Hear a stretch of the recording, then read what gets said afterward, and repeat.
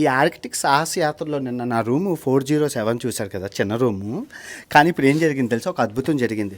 Last year నేను అంటార్టికాకి ఈ షిప్లో వెళ్ళాను అనమాట. ఈ షిప్ కంపెనీలో వెళ్ళడం వల్ల అక్కడ పనిచేసే వాళ్ళని గుర్తుపెట్టి చెప్పారనమాట మేనేజర్కి, కెప్టెన్ గారికి, ఏంటి యూట్యూబర్ అండి, పెద్ద యూట్యూబర్ అండి అనగానే ఇంకా చూసుకో, ఇంకా మామూలుగా కాదు, మనకి ఫ్రీగా బాల్కనీ రూమ్ అండి. ప్రజెంట్ ఈ రూమ్, పాత రూమ్, ఇందాక రూమ్ అయితే 10 లక్షలు, కానీ ఈ రూమ్ కాస్ట్ వచ్చేసి మనకి 20 లక్షలు. ప్రజెంట్ 20 లక్షలు.